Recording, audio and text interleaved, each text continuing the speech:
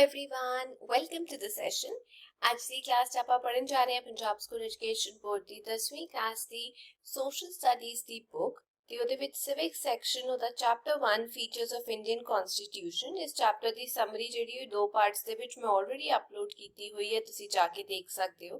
ਤੇ ਅੱਜ ਆਪਾਂ ਇਸ ਚੈਪਟਰ ਦੇ ਕੁਐਸਚਨ ਆਨਸਰਸ ਬਾਰੇ ਚਰਚਾ ਕਰਾਂਗੇ। ਤਾਂ ਚਲੋ ਸ਼ੁਰੂ ਕਰਦੇ ਹਾਂ। ਆਨਸਰ ਦ ਫੋਲੋਇੰਗ ਕੁਐਸਚਨਸ ਇਨ ਬਰੀਫ, ਸੰਖੇਪ ਵਿੱਚ ਆਨਸਰ ਕਰਨਾ ਹੈ। ਪਹਿਲਾ ਹੈ What do you mean by constitution? Constitution ਤੋਂ ਤੁਹਾਡਾ ਕੀ ਭਾਵ ਹੈ? ਦੇਖੋ, constitution ਇੱਕ ਡਾਕੂਮੈਂਟ ਹੁੰਦਾ ਹੈ ਬੇਸਿਕ ਲਾਜ਼ ਦਾ, ਕਾਨੂੰਨਾਂ ਦਾ, ਜਿਹਦੇ ਹਿਸਾਬ ਦੇ ਨਾਲ ਦੇਸ਼ ਦੀ ਜਿਹੜੀ ਸਰਕਾਰ ਹੈਗੀ ਉਹ ਕੰਮ ਕਰਦੀ ਹੈ। ਠੀਕ ਹੈ, ਤੇ ਆਪਾਂ ਕਹਿੰਦੇ ਆ ਵੀ ਦੁਨੀਆ ਵਿੱਚ ਬਹੁਤ ਸਾਰੇ ਕਨਸਟੀਟਿਊਸ਼ਨ ਹੈ, ਪਰ ਜੇ ਇੰਡੀਆ ਦੀ ਕਨਸਟੀਟਿਊਸ਼ਨ ਦੀ ਗੱਲ ਕੀਤੀ ਜਾਏ ਉਹ ਲੈਂਦੀਐਸਟ ਕਨਸਟੀਟਿਊਸ਼ਨ ਹੈ, ਸਭ ਤੋਂ ਜ਼ਿਆਦਾ ਬਲਕੀ ਹੈ, ਉਹਦੇ ਵਿੱਚ ਹਰੇਕ ਚੀਜ਼ ਜਿਹੜੀ ਹੈ ਡਿਟੇਲ ਦੇ ਵਿੱਚ ਦਿੱਤੀ ਹੋਈ ਹੈ। ਠੀਕ ਹੈ, ਅਗਲਾ with what words the preamble begins? preamble ਹੁੰਦਾ ਤੁਹਾਡੀ ਕਿਤਾਬ ਦੇ ਸਟਾਰਟਿੰਗ ਵਿੱਚ ਵੀ ਦਿੱਤਾ ਹੋਏਗਾ, ਉਹ ਵੀ ਕਨਸਟੀਟਿਊਸ਼ਨ ਜਿਹੜਾ ਹੈ ਉਹ preamble ਨਾਲ ਸ਼ੁਰੂ ਹੁੰਦਾ ਹੈ, ਇੱਕ ਇੰਟਰੋਡਕਟਰੀ ਪੇਜ ਜਿਹਨੂੰ ਆਪਾਂ ਕਹਿ ਸਕਦੇ ਹਾਂ। ਤੇ preamble ਕਿਹੜੇ ਵਰਡਸ ਦੇ ਨਾਲ ਸ਼ੁਰੂ ਹੁੰਦਾ ਹੈ?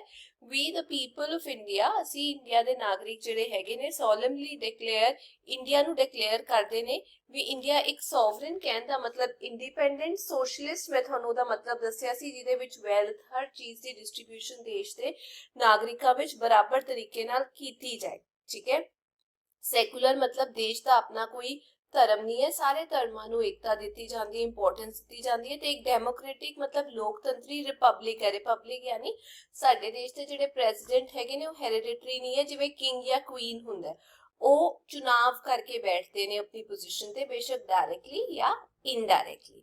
ਅਗਲਾ, ਐਨਿਮਰੇਟ any one feature of the constitution ਦੇ ਕੋਈ ਇੱਕ ਫੀਚਰ ਬਾਰੇ ਤੁਸੀਂ ਦੱਸਣਾ ਹੈ, ਉਹਦੇ ਬਾਰੇ ਆਪਾਂ ਜਾਣਕਾਰੀ ਇੱਥੇ ਦੇਣੀ ਹੈ। ਦੇਖੋ, ਇਹਦੇ ਵਿੱਚ ਕਨਸਟੀਟਿਊਸ਼ਨ ਜਿਹੜਾ ਹੈ, ਜਿਹੜਾ ਸੰਵਿਧਾਨ ਹੈਗਾ ਆਪਣਾ, ਉਹ ਕੀ ਖਾਸ ਗੱਲ ਰੱਖਦਾ ਹੈ ਉਹ ਮੈਂ ਦੱਸਦੀ ਹਾਂ। ਵੀ ਇੱਕ ਲੌਂਗ ਤੇ ਡਿਟੇਲਡ ਕਨਸਟੀਟਿਊਸ਼ਨ ਹੈ ਇੰਡੀਆ ਦਾ, ਮਤਲਬ ਡਿਟੇਲ ਦੇ ਵਿੱਚ ਸਭ ਕੁਝ ਦੱਸਿਆ ਹੋਇਆ ਇਹਦੇ ਵਿੱਚ।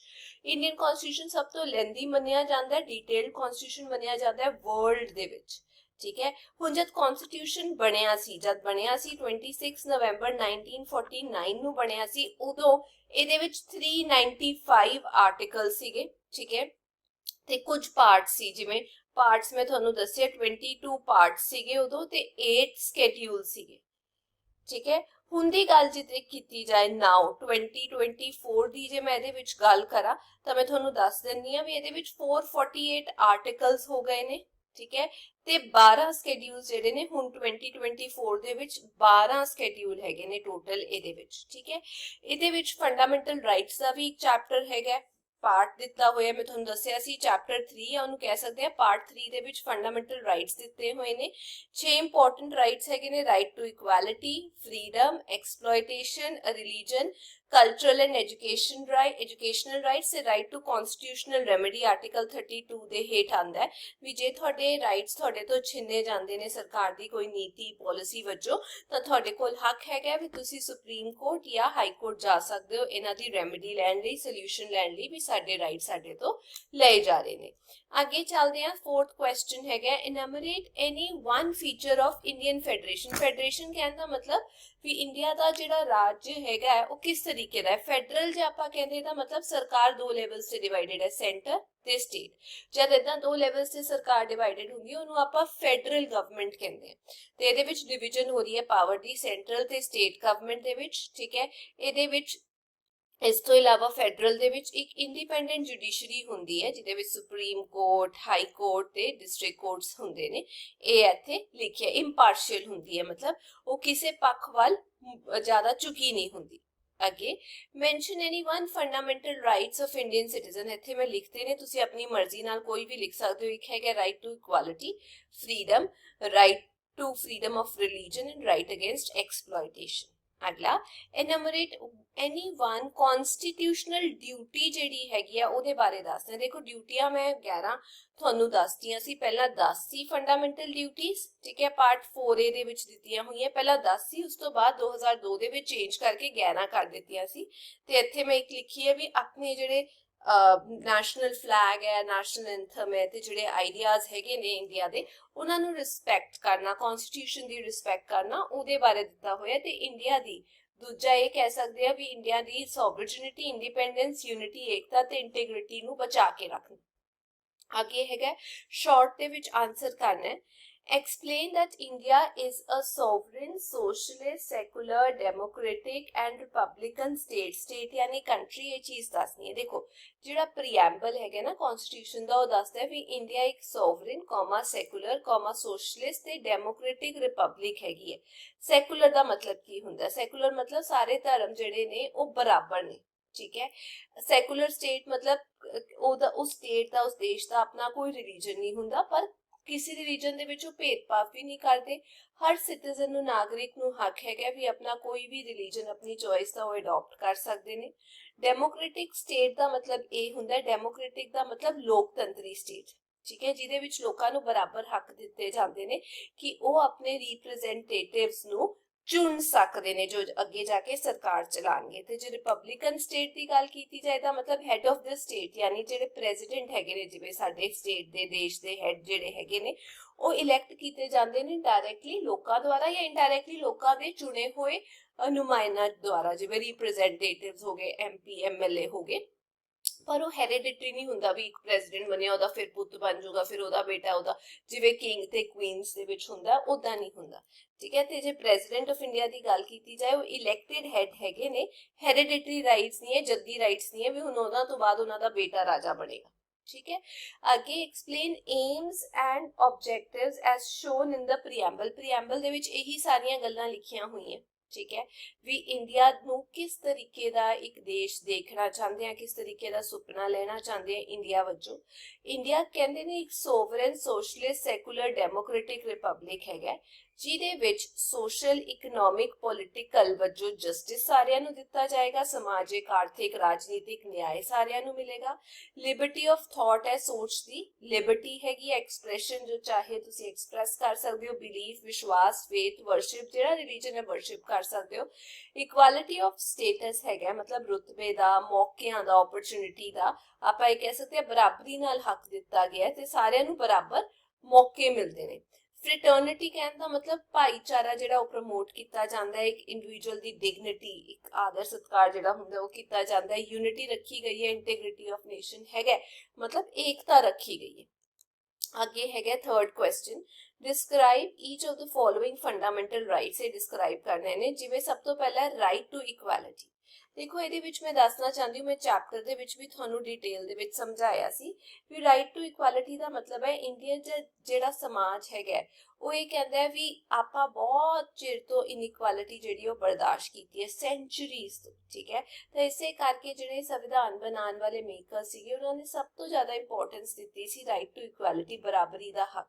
ਹੁਣ ਇਕੁਐਲਿਟੀ ਕਿਹੜੀ ਕਿਹੜੀ ਸਾਨੂੰ ਦਿੱਤੀ ਗਈ ਹੈ? ਇਕੁਐਲਿਟੀ ਬਿਫੋਰ ਲਾਅ, ਲਾਅ ਕਾਨੂੰਨ ਸਾਹਮਣੇ ਸਾਰੇ ਬਰਾਬਰ ਨੇ, ਠੀਕ ਹੈ। All are equal before law, ਕੋਈ ਡਿਸਕ੍ਰਿਮੀਨੇਸ਼ਨ, ਭੇਦਭਾਵ ਨਹੀਂ ਹੋਏਗਾ ਤੁਹਾਡਾ, ਬੇਸ਼ੱਕ ਤੁਹਾਡੀ ਕੋਈ ਰਿਲੀਜਨ ਹੈ, ਧਰਮ, ਕਿਸੇ ਵੀ ਧਰਮ ਤੋਂ, ਨਸਲ, ਜਾਤ, ਰੰਗ, ਲਿੰਗ, ਕੋਈ ਵੀ ਕਿਸੇ ਵੀ ਆਧਾਰ ਤੇ, ਮੁੰਡਾ ਹੈ, ਕੁੜੀ ਹੈ, ਕੋਈ ਭੇਦਭਾਵ ਨਹੀਂ ਕੀਤਾ ਜਾਏਗਾ।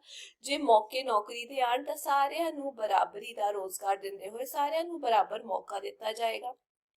ਫਿਰ no person shall be convicted of any offense, ਕਿਸੇ ਨੂੰ ਐਵੇਂ ਫੜ ਕੇ ਜੇਲ੍ਹ 'ਚ ਨਹੀਂ ਪਾਇਆ ਜਾਏਗਾ unless ਤੁਸੀਂ ਕੋਈ ਕਾਨੂੰਨ ਤੋੜਿਆ। ਕੋਈ ਬੰਦੇ ਨੂੰ ਇੱਕ ਵਾਰ ਤੋਂ ਜ਼ਿਆਦਾ, ਇਹ ਬੇਸ਼ੱਕ ਤੁਸੀਂ ਲਿਖਣਾ ਨਹੀਂ ਲਿਖਣਾ ਦੇਖ ਸਕਦੇ ਹੋ, ਮੈਂ ਐਕਸਟਰਾ ਪੁਆਇੰਟ ਦੱਸੇ ਨੇ, ਕੋਈ ਬੰਦਾ ਵੀ ਜੇਲ੍ਹ ਵਿੱਚ ਨਹੀਂ ਪਾਇਆ ਜਾਏਗਾ, ਪਨਿਸ਼ ਨਹੀਂ ਕੀਤਾ ਜਾਏਗਾ ਇੱਕ ਜੁਰਮ ਦੇ ਲਈ ਇੱਕ ਤੋਂ ਜ਼ਿਆਦਾ ਵਾਰ। ਤੇ ਆਰਟੀਕਲ 21 ਸਭ ਤੋਂ ਜ਼ਿਆਦਾ ਇੰਪੋਰਟੈਂਟ ਹੈ ਕਿ ਕਿਸੇ ਤੋਂ ਕਿਸੇ ਦੀ ਲਾਈਫ ਜਾਂ ਪਰਸਨਲ ਲਿਬਰਟੀ, ਆਜ਼ਾਦੀ ਜਿਹੜੀ ਉਹ ਛੀਨੀ ਨਹੀਂ ਜਾ ਸਕਦੀ, ਠੀਕ ਹੈ। ਰਾਈਟ ਟੂ ਲਾਈਫ ਬਾਰੇ ਦੱਸਦਾ ਹੈ ਵੀ ਕਿਸੇ ਤੋਂ ਤੁਸੀਂ ਕਿਸੇ ਦੀ ਜ਼ਿੰਦਗੀ ਨਹੀਂ ਛੀਨ ਸਕਦੇ, ਹਾਂ, ਪਰ ਜੇ ਲਾਅ ਦੇ ਹੇਠ ਉਸ ਬੰਦੇ ਨੇ ਕੋਈ ਗਲਤ ਕੰਮ ਕੀਤਾ ਹੈ ਤਾਂ ਫਿਰ ਉਹਨੂੰ ਸਜ਼ਾ ਮਿਲੇਗੀ। ਅਗਲਾ ਡਿਸਕ੍ਰਿਮੀਨੇਸ਼ਨ, ਚੈਕਸ ਔਨ ਡਿਸਕ੍ਰਿਮੀਨੇਸ਼ਨ। ਪਹਿਲਾਂ ਭੇਦਭਾਵ ਹੁੰਦਾ ਸੀ, ਡਿਸਕ੍ਰਿਮੀਨੇਟ ਕੀਤਾ ਜਾਂਦਾ ਸੀ ਰੰਗ, ਨਸਲ, ਧਰਮ ਦੇ ਆਧਾਰ ਤੇ ਉੱਤੇ, ਪਰ ਹੁਣ ਜਿੰਨੀਆਂ ਵੀ ਪਬਲਿਕ ਪਲੇਸਿਸ ਨੇ ਜੋ ਸਰਕਾਰ ਦੁਆਰਾ ਚਲਾਈਆਂ ਜਾਂਦੀਆਂ ਨੇ, ਜਾਂ ਉੱਦਾਂ ਵੀ ਗੱਲ ਕੀਤੀ ਜਾਏ, ਕਿਸੇ ਨੂੰ ਵੀ ਭੇਦਭਾਵ ਕਰਕੇ ਉੱਥੇ ਨਾ ਜਾਣਾ, ਉੱਥੇ ਕੰਮ ਨਾ ਕਰਨਾ, ਇਦਾਂ ਨਹੀਂ ਵੀ ਅਲਾਉ ਨਹੀਂ ਕੀਤਾ ਗਿਆ। अगला इक्वल अपॉर्चुनिटी, सारिਆਂ ਨੂੰ बराबर मौके ਦਿੱਤੇ ਜਾਣਗੇ। ਜਿਵੇਂ ਆਪਾਂ ਡਿਸਕਸ ਕੀਤਾ, ਜੇ ਇੰਪਲੋਇਮੈਂਟ ਦੀ ਗੱਲ ਕੀਤੀ ਜਾਏ ਤਾਂ ਸਾਰਿਆਂ ਨੂੰ ਜੇ ਨੌਕਰੀ ਮਿਲ ਰਹੀ ਹੈ ਬਰਾਬਰ ਇੰਪਲੋਇਮੈਂਟ ਦੇ ਮੌਕੇ ਦਿੱਤੇ ਜਾਣਗੇ, ਚਾਂਸਸ ਦਿੱਤਾ ਜਾਏਗਾ। ਫਿਰ ਪ੍ਰੋਹਿਬਿਸ਼ਨ ਆਫ ਅਨਟੱਚੇਬਿਲਿਟੀ, ਛੂਤ ਛਾਤ ਜਿਹੜੀ ਪ੍ਰੋਬਲਮ ਸੀ ਸੋਸਾਇਟੀ ਦੇ ਵਿੱਚ ਉਹ ਹੁਣ ਇੱਕ ਜੁਰਮ ਡਿਕਲੇਅਰ ਕਰ ਦਿੱਤਾ ਗਿਆ, ਆਫੈਂਸ ਡਿਕਲੇਅਰ ਕੀਤਾ ਗਿਆ ਤੇ ਉਹਦੇ ਹੇਠ ਜੇ ਕੋਈ ਫੜਦਾ ਪਾਇਆ ਗਿਆ ਵੀ ਛੂਤ ਛਾਤ ਪ੍ਰਮੋਟ ਕਰ ਰਿਹਾ ਤਾਂ ਉਹਨੂੰ ਲਾਅ ਦੇ ਹੇਠ ਉਹਨੂੰ ਸਜ਼ਾ ਮਿਲ ਸਕਦੀ ਹੈ। ਫਿਰ ਐਬੋਲਿਸ਼ਨ ਆਫ ਟਾਈਟਲਸ, ਪਹਿਲਾਂ ਸਰ, ਮਹਾਰਾਜ, ਧੀਰਾਜ ਇਹ ਜੇ ਟਾਈਟਲਸ ਚੱਲਦੇ ਸੀ, ਹੁਣ ਉਹਨਾਂ ਨੇ ਕਿਹਾ ਸਿਰਫ ਮਿਲਟਰੀ ਆਰਮੀ, ਨੇਵੀ, 에ਅਰਫੋਰਸ ਜਾਂ ਅਕੈਡਮਿਕ ਟਾਈਟਲ ਜਿਹੜੇ ਨੇ ਡਾਕਟਰ, PhD ਲਾ ਜੇ ਕਰ ਲੇ ਬੰਦਾ, ਉਹ ਸਾਰੇ ਟਾਈਟਲਸ ਲੈ ਸਕਦੇ ਆ, ਪਰ ਉਹਦਾ ਅਲੱਗ ਕਰਨ ਵਾਲੇ, ਵੱਖਰੇ ਕਰਨ ਵਾਲੇ, ਤੁਹਾਨੂੰ ਅਲੱਗ ਦਿਖਾਉਣ ਵਾਲੇ ਟਾਈਟਲਸ ਕੋਈ ਬੰਦਾ ਨਹੀਂ ਰੱਖ ਸਕਦਾ। ਅਗਲਾ ਹੈਗਾ ਰਾਈਟ ਟੂ ਫਰੀडम। ਹੁਣ ਆਜ਼ਾਦੀ ਸਾਨੂੰ ਕਿਸ ਚੀਜ਼ ਦੀ, ਦੇਖੋ ਜਿਹੜਾ ਇਹ ਰਾਈਟ ਹੈ ਹਰ ਕਿਸੇ ਨੂੰ ਆਜ਼ਾਦੀ ਆਪਣੀ ਬਹੁਤ ਪਿਆਰੀ ਹੁੰਦੀ ਹੈ, ਅਧਿਕਾਰ ਬਹੁਤ ਜ਼ਰੂਰੀ ਹੁੰਦਾ ਹੈ ਤਾਂ ਕਿ ਜਿਹੜਾ ਇਨਸਾਨ ਹੈ, ਇੰਡੀਵਿਜੂਅਲ ਹੈ, ਸਿਟੀਜ਼ਨ ਹੈ, ਉਹ ਆਪਣੇ ਆਪ ਦਾ ਬੈਸਟ ਰੂਪ ਜਿਹੜਾ ਉਹ ਬਾਹਰ ਲੈ ਕੇ ਆ ਸਕੇ। ਠੀਕ ਹੈ, ਤੇ ਜੇ ਉਹ ਆਪਣਾ ਬਾਹਰ ਰੂਪ ਲੈ ਕੇ ਆਏਗਾ, ਵਧੀਆ ਹੀ ਲੈ ਕੇ ਆਏਗਾ ਨਾ ਜੀ, ਉਹਨੂੰ ਆਜ਼ਾਦੀ ਮਿਲੇਗੀ ਕਿਸੇ ਪੱਖੋਂ ਵੀ, ਹਾਂ ਮੈਂ ਇਹ ਕਰ ਸਕਦਾ, ਨਹੀਂ ਅਲਾਉਡ। ਤੇ ਇਹ ਜਿਹੜਾ ਵਧੀਆ ਸਿਟੀਜ਼ਨ ਹੁੰਦਾ ਹੈ ਉਹੀ ਮਿਲ ਕੇ ਇੱਕ ਵਧੀਆ ਸਟੇਟ ਇੱਥੇ ਸਟੇਟ ਦਾ ਮਤਲਬ ਹੁੰਦਾ ਹੈ ਦੇਸ਼, ਜਾਂ ਆਪਾਂ ਕਹਿ ਸਕਦੇ ਹਾਂ ਕੰਟਰੀ, ਵਧੀਆ ਕੰਟਰੀ ਬਣਾਉਂਦੇ ਨੇ। ਤੇ ਇੱਥੇ ਯਾਦ ਰੱਖਿਓ ਵੀ ਆਰਟੀਕਲ 19 ਤੋਂ ਲੈ ਕੇ 22 ਤੱਕ ਸੰਵਿਧਾਨ ਦੇ ਵਿੱਚ ਅਲੱਗ-ਅਲੱਗ ਤਰੀਕੇ ਦੇ ਇੰਡੀਵਿਜੂਅਲ ਜਾਂ ਕਲੈਕਟਿਵ ਤਰੀਕੇ ਦੇ ਨਾਲ ਫਰੀडम ਦੇ ਬਾਰੇ ਗੱਲ ਕੀਤੀ ਗਈ ਹੈ। ਜਿਵੇਂ ਮੈਂ ਹੁਣ ਇੱਥੇ ਰਾਈਟਸ ਦੱਸੀ ਆ, ਸਭ ਤੋਂ ਪਹਿਲਾਂ right to freedom of speech and expression, ਵੀ ਜੇ ਤੁਹਾਡੇ ਮਨ ਦੇ ਵਿੱਚ ਕੋਈ ਥਾਟ ਹੈਗਾ ਤੁਸੀਂ ਉਹਨੂੰ ਫ੍ਰੀਲੀ ਐਕਸਪ੍ਰੈਸ ਕਰ ਸਕਦੇ ਹੋ। ਠੀਕ ਹੈ, but this can not be used against social order, ਵੀ ਤੁਸੀਂ ਸੋਸਾਇਟੀ ਦੇ ਵਿੱਚ ਜਿਹੜੀ ਸ਼ਾਂਤੀ ਹੈ ਉਹਨੂੰ ਭੰਗ ਕਰ ਦੋ। ਠੀਕ ਹੈ, ਕਿਸੇ ਦੀ ਸੇਫਟੀ ਨੂੰ ਖਰਾਬ ਕਰੋ, ਦੇਸ਼ ਦੀ ਜਿਹੜੀ ਇੰਟੈਗ੍ਰਿਟੀ ਹੈ ਉਹਨੂੰ ਖਰਾਬ ਕਰਨ ਦੀ ਕੋਸ਼ਿਸ਼ ਕਰੋ, ਮਤਲਬ ਦੂਜੇ ਨੂੰ ਮਾੜਾ ਬੋਲ ਕੇ, ਗਾਲੀ ਗਲੋਚ ਕਰਕੇ ਉਹ ਕਰਨਾ ਜ਼ਰੂਰੀ ਨਹੀਂ ਹੈ, ਜਾਂ ਫਿਰ ਅਜਿਹੀ ਕੰਮ ਕਰੋ ਜਿਹਦੇ ਨਾਲ ਵਾਇਲੈਂਸ ਪ੍ਰਮੋਟ ਹੋਏ, ਨਹੀਂ, ਉਹ ਫਰੀडम ਐਂਡ ਐਕਸਪ੍ਰੈਸ਼ਨ ਹੇਠ ਨਹੀਂ ਆਉਂਦਾ। ਮਤਲਬ ਇਹ ਐਬਸੋਲੂਟ ਨਹੀਂ ਹੈਗੇ ਰਾਈਟਸ, ਇਹਨਾਂ ਤੇ ਵੀ ਥੋੜੀ ਲਿਮਿਟੇਸ਼ਨਸ ਹੈਗੀਆਂ ਨੇ। ਦੂਜੀ ਗੱਲ, ਤੁਸੀਂ ਅਸੈਂਬਲ ਕਰ ਸਕਦੇ ਹੋ, ਗਰੁੱਪ ਬਣਾ ਸਕਦੇ ਹੋ ਪੀਸਫੁਲੀ, ਸ਼ਾਂਤੀ ਨਾਲ ਕਿਤੇ ਵੀ ਜੇ ਵਿਰੋਧ ਕਰਨਾ ਹੈ, ਪਰ ਵਿਦਆਊਟ ਆਰਮਸ। ਤੁਸੀਂ ਆਪਣੇ ਵਿਊਜ਼ ਬਿਲਕੁਲ ਪ੍ਰਗਟ ਕਰ ਸਕਦੇ ਹੋ, ਦੱਸ ਸਕਦੇ ਹੋ ਸਰਕਾਰ ਨੂੰ ਵੀ ਤੁਹਾਡੀ ਇਹ ਨੀਤੀਆਂ, ਇਹ ਪਾਲਿਸੀਜ਼ ਜਿਹੜੀਆਂ ਨੇ ਉਹ ਸਾਨੂੰ ਸਮਝ ਨਹੀਂ ਆਈ ਜਾਂ ਵਧੀਆ ਨਹੀਂ ਲੱਗੀਆਂ, ਪਰ ਹਥਿਆਰਾਂ ਤੋਂ ਬਿਨਾਂ, ਜਿਹਦੇ ਨਾਲ ਸੋਸਾਇਟੀ ਦੇ ਵਿੱਚ ਸੋਸ਼ਲ ਆਰਡਰ ਮੇਨਟੇਨ ਰਹੇ, ਕਿਸੇ ਨੂੰ ਥ੍ਰੈਟ ਨਾ ਫੀਲ ਹੋਏ। ਫਿਰ ਰਾਈਟ ਟੂ ਫਾਰਮ ਐਸੋਸੀਏਸ਼ਨ, ਤੁਸੀਂ ਗਰੁੱਪ, ਯੂਨੀਅਨ, ਐਸੋਸੀਏਸ਼ਨਸ ਬਣਾ ਸਕਦੇ ਹੋ, ਗਠਨ ਬਣਾ ਸਕਦੇ ਹੋ, but restrictions can be imposed on such associations, ਅਜਿਹੀਆਂ ਐਸੋਸੀਏਸ਼ਨਸ ਦੇ ਉੱਤੇ ਰਿਸਟ੍ਰਿਕਸ਼ਨਸ, ਰੋਕ ਲਾਈ ਜਾ ਸਕਦੀ ਹੈ ਜਿੱਦਾਂ ਲੱਗ ਰਿਹਾ ਹੈ ਵੀ ਇਹ ਕਾਨੂੰਨ ਨੂੰ ਖਤਰਾ ਪਹੁੰਚਾ ਰਹੇ ਨੇ, ਜਾਂ ਫਿਰ ਆਪਾਂ ਇਹ ਕਹਿ ਸਕਦੇ ਹਾਂ ਵੀ ਸੋਸ਼ਲ ਗੁੱਡ, ਸੁਸਾਇਟੀ ਦੀ ਸ਼ਾਂਤੀ ਦੇ ਅਗੇਂਸਟ ਇਹ ਕੰਮ ਕਰ ਰਹੇ ਨੇ। ਠੀਕ ਹੈ, ਹੁਣ ਜਿਵੇਂ ਕਿਸਾਨ ਅੰਦੋਲਨ ਹੋਇਆ, ਸ਼ਾਂਤੀ ਨਾਲ ਬੈਠ ਕੇ ਉਹ ਕੰਮ ਕਰਦੇ ਰਹੇ, ਕਿਸੇ ਨੂੰ ਕੋਈ ਪ੍ਰੋਬਲਮ ਨਹੀਂ, ਆਪਣਾ ਗੁੱਸਾ ਦਿਖਾ ਰਹੇ ਨੇ ਸਰਕਾਰ ਦੇ ਕਾਨੂੰਨਾਂ ਵਿਰੋਧ। ਅਗਲਾ right to freedom of movement, ਜਿਹੜੇ ਆਪਾਂ ਨਾਗਰਿਕ ਹੈਗੇ ਉਹਨਾਂ ਨੂੰ ਰਾਈਟ ਹੈ ਵੀ ਦੇਸ਼ ਦੇ ਵਿੱਚ ਕਿਤੇ ਵੀ ਉਹ ਥਰੂ ਆਊਟ ਦਾ ਟੈਰੀਟਰੀ ਕਿਤੇ ਵੀ ਮੂਵ ਕਰ ਸਕਦੇ ਨੇ, ਪਰ ਆਪਾਂ ਇਹ ਕਹਿ ਸਕਦੇ ਹਾਂ ਵੀ ਜੇ ਪਬਲਿਕ ਦੇ ਇੰਟਰਸਟ ਨੂੰ ਖਤਰਾ ਹੈ, ਲੋਕਾਂ ਨੂੰ ਖਤਰਾ ਹੈ, ਤਾਂ ਉਹਨਾਂ ਦੀ ਜਿਹੜੀ ਮੂਵਮੈਂਟ ਹੈ ਉਹਨੂੰ ਰਿਸਟ੍ਰਿਕਟ ਕੀਤਾ ਜਾ ਸਕਦਾ ਹੈ। ਉਵੇਂ ਹੀ ਜਿਵੇਂ ਘੁੰਮ ਸਕਦੇ ਹਾਂ, ਕਿਤੇ ਵੀ ਜਾ ਕੇ ਰਿਸਾਈਡ ਜਾਂ ਸੈਟਲ ਕਰ ਸਕਦੇ ਹਾਂ ਇੰਡੀਆ ਦੇ ਕਿਸੇ ਵੀ ਪਾਰਟ ਦੇ ਵਿੱਚ, ਕੋਈ ਵੀ ਪ੍ਰੋਫੈਸ਼ਨ ਚੱਕ ਸਕਦੇ ਆ, ਟ੍ਰੇਡ, ਆਕਿਊਪੇਸ਼ਨ, ਬਿਜ਼ਨਸ, ਜੋ ਵੀ ਕਰਨਾ ਹੈ, ਪਰ ਗਲਤ ਨਹੀਂ ਹੋਣਾ ਚਾਹੀਦਾ। ਮਤਲਬ ਬੰਦਿਆਂ ਦੀ ਖਰੀਦ ਵੇਚ ਨਹੀਂ ਹੋਣੀ ਚਾਹੀਦੀ, ਫਿਰ ਉਹਦੇ ਵਿੱਚ ਮਤਲਬ ਜਿਹਨੂੰ ਆਪਾਂ ਕਹਿੰਦੇ ਹਿਊਮਨ ਟ੍ਰੈਫਿਕਿੰਗ ਨਹੀਂ ਹੋਣੀ ਚਾਹੀਦੀ। ਅਗਲਾ ਹੈਗਾ ਰਾਈਟ ਅਗੇਂਸਟ ਐਕਸਪਲੋਇਟੇਸ਼ਨ। ਦੇਖੋ ਇੰਡੀਅਨ ਸੋਸਾਇਟੀ ਦੇ ਵਿੱਚ ਨਾ ਪੁਰਾਣੇ ਟਾਈਮ ਦੇ ਵਿੱਚ ਗਰੀਬ ਬੰਦੇ ਹੋ ਗਏ, ਵਿਮਨ, ਔਰਤਾਂ ਹੋ ਗਈਆਂ, ਬੱਚੇ ਹੋ ਗਏ, ਇਹਨਾਂ ਨੇ ਅਲੱਗ-ਅਲੱਗ ਕਿਸਮ ਦੇ ਐਕਸਪਲੋਇਟੇਸ਼ਨ ਜਿਹੜੇ ਹੈਗੇ ਨੇ ਉਹ ਸਫਰ ਕੀਤੇ ਨੇ, ਤੇ ਇਸੇ ਕਰਕੇ ਇੰਡੀਆ ਦੇ ਕਨਸਟੀਟਿਊਸ਼ਨ ਨੇ ਬੈਨ ਲਾਤਾ ਹੈ ਜਿਹੇ ਐਕਸਪਲੋਇਟੇਸ਼ਨ ਤੇ, ਵੀ ਲੋਕਾਂ ਨੂੰ ਇਸ ਤਰੀਕੇ ਨਾਲ ਯੂਜ਼ ਨਹੀਂ ਕਰਨਾ। ਕਨਸਟੀਟਿਊਸ਼ਨ ਇਹ ਕਹਿੰਦਾ ਹੈ ਵੀ ਬੈਨ ਲੱਗ ਗਿਆ ਹਿਊਮਨ ਬੀਇੰਗਸ ਦੀ ਟ੍ਰੈਫਿਕਿੰਗ ਤੇ, ਜਿਵੇਂ ਖਰੀਦ ਵੇਚ ਕੀਤੀ ਜਾਂਦੀ ਹੈ, ਜਿਵੇਂ ਆਮ ਸਮਾਨ ਖਰੀਦਿਆ ਵੇਚਿਆ ਜਾਂਦਾ ਹੈ, ਲੋਕਾਂ ਨੂੰ ਉਵੇਂ ਖਰੀਦਿਆ ਵੇਚਿਆ ਜਾਂਦਾ ਹੈ। ਜਿਹੜੇ ਕੰਮਕਾਰ ਕਰਦੇ ਨੇ ਉਹ ਵੇਜਸ ਤੇ ਕੰਮ ਕਰਨਗੇ। ਕਹਿਣ ਦਾ ਮਤਲਬ ਵੀ ਪਹਿਲਾਂ ਨਾ ਬੇਗਾਰ ਕਰਾਈ ਜਾਂਦੀ ਸੀ, ਫੋਰਸਡ ਲੇਬਰ ਹੁੰਦੀ ਸੀ ਜਿਹਦੇ ਵਿੱਚ ਸਲੇਵਸ ਬਣ ਕੇ ਮੁਫਤ ਦੇ ਵਿੱਚ ਕੰਮ ਕਰਾਇਆ ਜਾਂਦਾ ਸੀ। ਤੇ ਇਹ ਵੀ ਕਿਹਾ ਹੈ ਕਨਸਟੀਟਿਊਸ਼ਨ ਦੇ ਵਿੱਚ ਵੀ ਬੱਚੇ ਜਿਹੜੇ 14 ਸਾਲ ਤੋਂ ਜਿਨ੍ਹਾਂ ਦੀ ਉਮਰ ਘੱਟ ਹੈਗੀ ਆ, ਉਹ ਡੇਂਜਰਸ ਜੌਬ ਜਿਵੇਂ ਫੈਕਟਰੀਜ਼ ਖਤਰਨਾਕ ਹੁੰਦੀਆਂ ਨੇ ਉਹਨਾਂ ਵਿੱਚ ਕੰਮ ਨਹੀਂ ਕਰਨਗੇ। ਹਾਲਾਂਕਿ ਆਪਾਂ ਇਹ ਕਹਾਂਗੇ ਵੀ ਉਹ ਕੰਮ ਕਰਨਗੇ ਹੀ ਨਹੀਂ, ਤੇ ਜੇ ਫੜੇ ਗਏ ਕੋਈ ਉਹਨਾਂ ਨੂੰ ਹਾਇਰ ਕਰਦਾ ਹੋਇਆ, ਜਿਹੜੇ ਬੱਚੇ 14 ਸਾਲ ਤੋਂ ਘੱਟ ਹੈਗੇ ਨੇ, ਫਿਰ ਸਜ਼ਾ ਮਿਲਦੀ ਹੈ। ठीक है, क्योंकि ना बहुत सारे ग्रीडी लालची इंप्लॉयर्स हैगे ने ਜਿਹੜੇ ਬੱਚਿਆਂ ਨੂੰ ਐਕਸਪਲੋਇਟ ਕਰਦੇ ਨੇ, ਯੂਜ਼ ਕਰਦੇ ਨੇ। ਉਹ ਗਲਤ ਗੱਲ ਹੈਗੀ ਹੈ ਵੀ ਚਲੋ ਛੋਟੇ ਹੈਗੇ ਨੇ, ਘੱਟ ਵੇਜਸ ਦੇਣੀਆਂ ਪੈਣਗੀਆਂ, ਇਹਨਾਂ ਨੂੰ ਯੂਜ਼ ਕਰ ਲਓ, ਉਹ ਬਿਲਕੁਲ ਗਲਤ ਹੈ। ਅਗਲਾ ਰਾਈਟ ਟੂ ਕਨਸਟੀਟਿਊਸ਼ਨਲ ਰੈਮੀਡੀਜ਼ ਇਹ ਸਭ ਤੋਂ ਇੰਪੋਰਟੈਂਟ ਹੈਗਾ ਆਰਟੀਕਲ 32(8)। ਇਹ ਵੀ ਇੱਕ ਫੰਡਾਮੈਂਟਲ ਰਾਈਟ ਹੀ ਹੈ। ਕਹਿਣ ਦਾ ਮਤਲਬ ਲੋਕਾਂ ਦੇ, ਸਿਟੀਜ਼ਨਸ ਦੇ ਬਾਕੀ ਦੇ ਜਿਹੜੇ ਰਾਈਟਸ ਨੇ ਉਹ ਪ੍ਰੋਟੈਕਟ ਕੀਤੇ ਹੋਏ ਨੇ ਇਸ ਰਾਈਟ ਹੇਠ। ਠੀਕ ਹੈ, ਵੀ ਜੇ ਸਿਟੀਜ਼ਨਸ ਨੂੰ ਇਹ ਲੱਗਦਾ ਹੈ ਵੀ ਸਾਡੇ ਫੰਡਾਮੈਂਟਲ ਰਾਈਟਸ ਇਨਕਰੋਚਡ ਅਪਨ ਹੈ, ਯਾਨੀ ਉਹਨਾਂ ਨੂੰ ਸਾਡੇ ਤੋਂ ਛੀਨਿਆ ਜਾ ਰਿਹਾ ਹੈ, ਤਾਂ ਜਿਹੜਾ ਬੰਦਾ ਹੈ, ਜੋ ਸਿਟੀਜ਼ਨ ਹੈ, ਉਹ ਸਿੱਧਾ ਹਾਈ ਕੋਰਟ ਜਾਂ ਸੁਪਰੀਮ ਕੋਰਟ ਜਾ ਸਕਦਾ ਉਹਨਾਂ ਦੀ ਰਾਖੀ ਕਰਵਾਉਣ ਦੇ ਲਈ। ਤੇ ਜੇ ਕੋਰਟ ਹੈਗੇ ਨੇ ਉਹ ਦੇਖਦੇ ਨੇ ਵੀ ਹਾਂ ਇਹ ਲਾਅ ਜਿਹੜਾ ਹੈ, ਕਾਨੂੰਨ ਜਿਹੜਾ ਹੈ, ਐਕਚੁਅਲੀ ਇਨਫ੍ਰਿੰਜ ਕਰ ਰਿਹਾ ਹੈ, ਖਰਾਬ ਕਰ ਰਿਹਾ ਹੈ ਕਿਸੇ ਦੇ ਹੱਕਾਂ ਨੂੰ, ਵਾਪਸ ਲੈ ਰਿਹਾ ਫੰਡਾਮੈਂਟਲ ਰਾਈਟਸ ਨੂੰ, ਤਾਂ ਉਹ ਰਿਟਸ ਇਸ਼ੂ ਕਰਦੇ ਨੇ। ਜਿਹੜੀ ਵਰਡਿੰਗ ਹੁੰਦੀ ਹੈ ਨਾ ਕੋਰਟ ਦੀ, ਉਹਨੂੰ ਰਿਟ ਕਹਿੰਦੇ ਆ ਵੀ ਇਹ ਖਰਾਬ ਕਰ ਰਿਹਾ, ਇਹਦਾ ਨਹੀਂ ਹੋਣਾ ਚਾਹੀਦਾ। ਠੀਕ ਹੈ, ਤਾਂ ਇਹਨੂੰ ਆਪਾਂ ਕਹਿੰਦੇ ਆ ਰਾਈਟ ਟੂ ਕਨਸਟੀਟਿਊਸ਼ਨਲ ਰੈਮੇਡੀ। ਹਾਲਾਂਕਿ ਜਦ ਨੈਸ਼ਨਲ ਐਮਰਜੈਂਸੀ ਲੱਗਦੀ ਹੈ ਤਾਂ ਤੁਹਾਡੇ ਜਿਹੜੇ ਫੰਡਾਮੈਂਟਲ ਰਾਈਟਸ ਆ ਉਹ ਸਸਪੈਂਡ ਹੋ ਜਾਂਦੇ ਨੇ ਕੁਝ ਦੇਰ ਦੇ ਲਈ, ਜਿੰਨੀ ਦੇਰ ਐਮਰਜੈਂਸੀ ਲੱਗੀ ਹੁੰਦੀ ਹੈ। ਉਸ ਟਾਈਮ ਤੇ ਤੁਸੀਂ ਸੁਪਰੀਮ ਕੋਰਟ ਜਾਂ ਹਾਈ ਕੋਰਟ ਨਹੀਂ ਜਾ ਸਕਦੇ, ਕਿਉਂਕਿ ਸਿਚੁਏਸ਼ਨ ਹੀ ਏਦਾਂ ਦੀ ਹੁੰਦੀ ਹੈ, ਦੇਸ਼ ਦੀ ਸਿਕਿਉਰਿਟੀ ਨੂੰ ਥ੍ਰੈਟ ਹੁੰਦਾ ਹੈ। ठीक है, आगे हैगा elaborate each of the following categories of directive principles में दसिया सी directive principles of state policy हुंदे ने, यानी स्टेट दी पॉलिसी, स्टेट जद अपनी पॉलिसी बनांदी है, नीति बनांदी है, ਉਹਦੇ ਵਿੱਚ डायरेक्ट ਕਰਨ ਵਾਲੇ ਸਿਧਾਂਤ ਕਿਹੜੇ ਨੇ। ਉਹ ਸਿਰਫ ਇੱਕ ਸਿਧਾਂਤ ਨਹੀਂ ਹੈਗਾ ਸਾਡੇ ਇਹਦੇ ਵਿੱਚ ਪਾਰਟ 4 ਦੇ ਵਿੱਚ ਹੈਗੇ ਨੇ ਡਾਇਰੈਕਟਿਵ ਪ੍ਰਿੰਸੀਪਲਸ। ਇਹਦੇ ਵਿੱਚ ਇੱਕ ਆ ਜਾਂਦਾ ਹੈ ਸੋਸ਼ਲਿਸਟ ਪ੍ਰਿੰਸੀਪਲ, ਗਾਂਧੀਅਨ ਤੇ ਲਿਬਰਲ, ਜਾਂ ਜਿਹਨੂੰ ਆਪਾਂ ਕਹਿੰਦੇ ਆ ਜਨਰਲ ਪ੍ਰਿੰਸੀਪਲਸ। ਮੈਂ ਚੈਪਟਰ ਦੇ ਵਿੱਚ ਡਿਟੇਲ ਦੇ ਵਿੱਚ ਸਮਝਾਇਆ, ਤੁਸੀਂ ਜਾ ਕੇ ਇੱਕ ਵਾਰ ਚੈਪਟਰ ਜ਼ਰੂਰ ਦੇਖਿਓ। ਹੁਣ ਜੇ ਆਪਾਂ ਗੱਲ ਕਰੀਏ ਸੋਸ਼ਲਿਸਟ ਪ੍ਰਿੰਸੀਪਲਸ, ਇਹਦਾ ਮੂਲ ਆਧਾਰ ਇਹ ਹੈਗਾ ਵੀ ਜਿੰਨਾ ਵੀ ਸਮਾਨ ਹੈਗਾ ਦੇਸ਼ ਦੇ ਵਿੱਚ ਉਹਦੀ ਵੰਡ ਬਰਾਬਰ ਤਰੀਕੇ ਦੇ ਨਾਲ ਕੀਤੀ ਹੋਣੀ ਚਾਹੀਦੀ ਹੈ। ਸਾਰਿਆਂ ਨੂੰ ਪੈਸੇ, ਵੈਲਥ, ਰਹਿਣ ਦੀ ਸਥਿਤੀ, ਉਹ ਸਾਰੀ ਬਰਾਬਰ ਮਿਲਣੀ ਚਾਹੀਦੀ ਹੈ। ਠੀਕ ਹੈ, ਇਹ ਨਹੀਂ ਵੀ ਪੈਸਾ ਕੁਝ ਹੱਥਾਂ ਦੇ ਵਿੱਚ ਹੀ ਸੀਮਿਤ ਹੈਗਾ, ਉਦਾਂ ਨਹੀਂ ਹੋਣਾ ਚਾਹੀਦਾ। ਤੇ ਇੱਥੇ ਜਦ ਮੈਂ ਬਾਰ-ਬਾਰ ਸਟੇਟ ਕਹਿ ਰਹੀ ਨਾ, ਮਤਲਬ ਸਰਕਾਰ, ਇਹਦਾ ਮਤਲਬ ਕੰਟਰੀ, ਉਹ ਏਮ ਕਰਦੀ ਹੈ ਪਬਲਿਕ ਵੈਲਫੇਅਰ, ਮਤਲਬ ਭਲਾਈ, ਲੋਕ ਭਲਾਈ ਦੇ ਲਈ ਕੰਮ ਕਰੇ under socialist principal. Adequate means ਲੋਕਾਂ ਨੂੰ ਨੌਕਰੀ ਮਿਲੇ। ठीक है, प्रॉपर डिस्ट्रीब्यूशन होए पैसे का ताकि सारियां दा भला हो सके।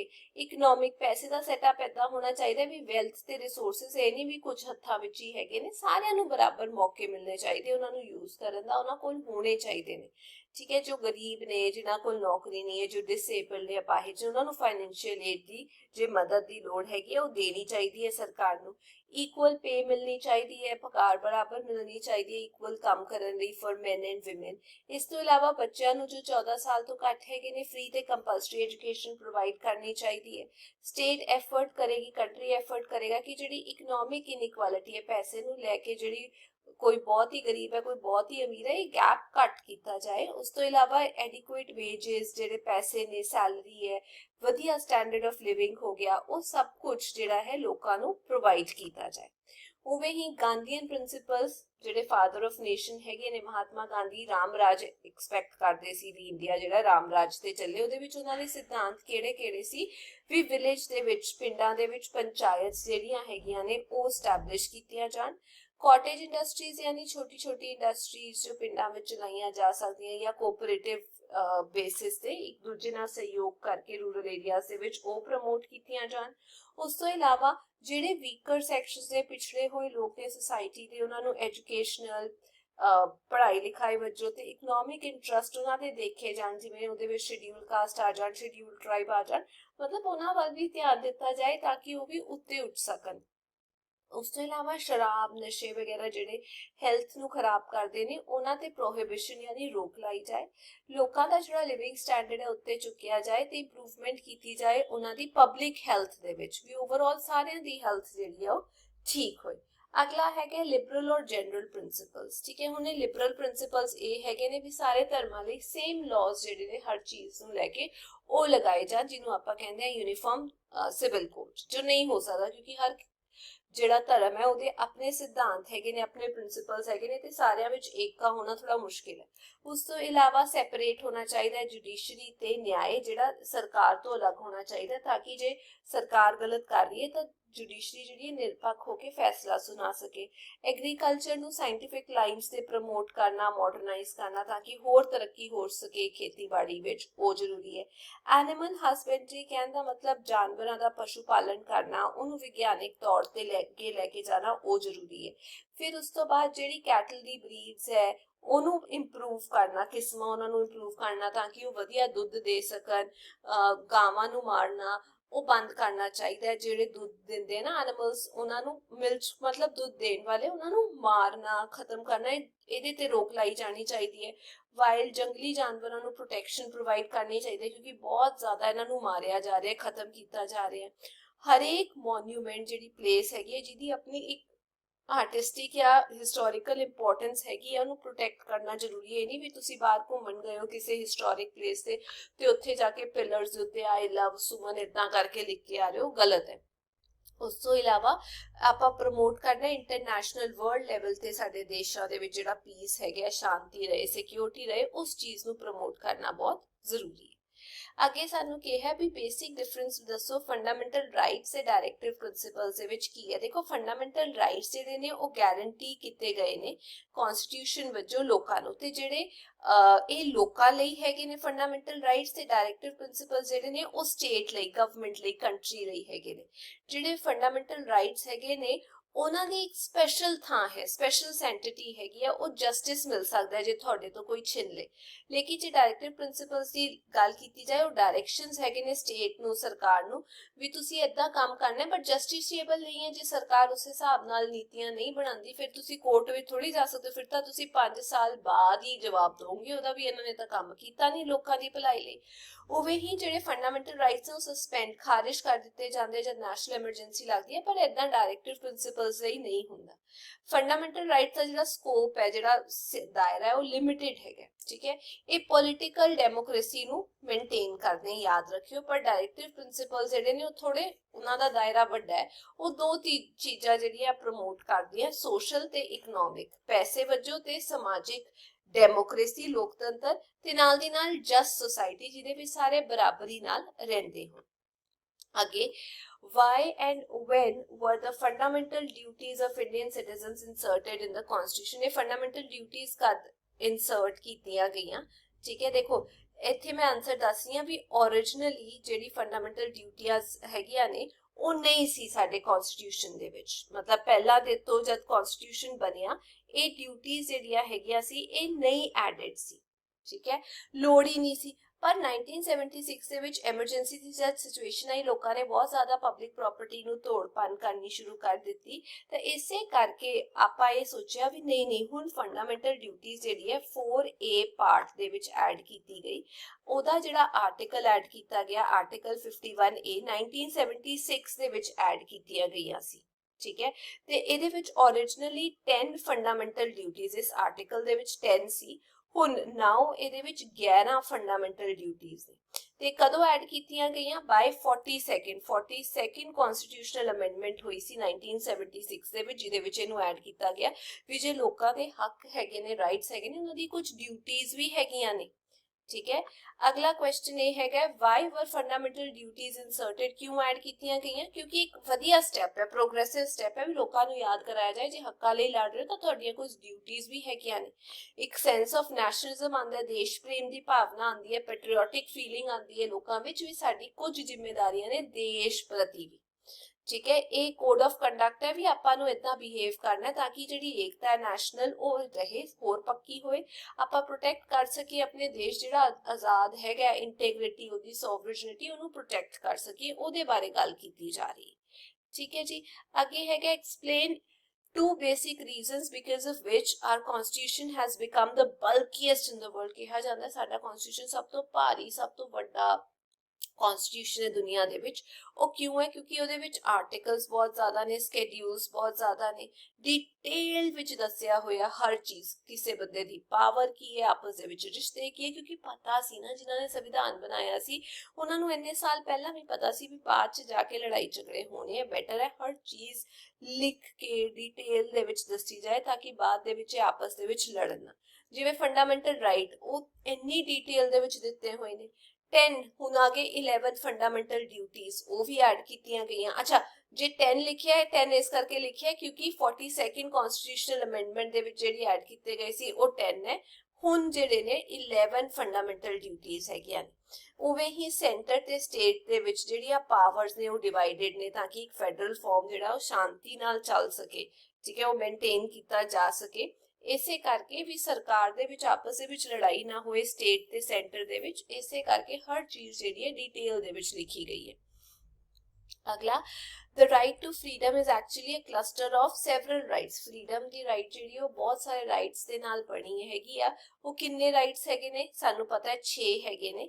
ਆਰਟੀਕਲ 19 to 22 ਤੱਕ ਹੈਗੇ ਨੇ। ਇਹ ਮੈਂ ਲਿਖਿਆ ਇੱਕ ਸਪੀਚ ਐਂਡ ਐਕਸਪ੍ਰੈਸ਼ਨ ਦਾ, ਇੱਕ to assemble peacefully and without arms ਦੇ ਨਾਲ, ਐਸੋਸੀਏਸ਼ਨ ਬਣਾ ਸਕਦੇ ਹੋ, ਯੂਨੀਅਨਸ ਬਣਾ ਸਕਦੇ ਹੋ ਇੰਡੀਆ ਦੀ ਟੈਰੀਟਰੀ ਵਿੱਚ ਫ੍ਰੀਲੀ, ਕਿਤੇ ਵੀ ਘੁੰਮ ਸਕਦੇ ਹੋ, ਕਿਤੇ ਵੀ ਸੈਟਲ ਕਰ ਸਕਦੇ ਹੋ, ਰਿਸਾਈਡ ਕਰ ਸਕਦੇ ਹੋ, ਕੋਈ ਵੀ ਪ੍ਰੋਫੈਸ਼ਨ ਕੰਮ ਜਿਹੜਾ ਤੁਸੀਂ ਪ੍ਰੈਕਟਿਸ ਕਰ ਸਕਦੇ ਹੋ, ਆਕੂਪੇਸ਼ਨ ਲੈ ਸਕਦੇ ਹੋ, ਟ੍ਰੇਡ ਬਿਜ਼ਨਸ ਜਿਹਦੇ ਵਿੱਚ ਵੀ ਇੰਟਰਸਟ ਹੈ ਤੁਸੀਂ ਉਹ ਕਰ ਸਕਦੇ ਹੋ। ਠੀਕ ਹੈ ਜੀ, ਤੇ ਇਹ ਸੀ ਅੱਜ ਦੀ ਕਲਾਸ। ਮੈਂ ਉਮੀਦ ਕਰਦੀ ਹਾਂ ਇਸ ਚੈਪਟਰ ਦੇ ਕੁਐਸਚਨ ਆਨਸਰਸ ਤੁਹਾਨੂੰ ਸਮਝ ਆ ਗਏ ਹੋਣਗੇ।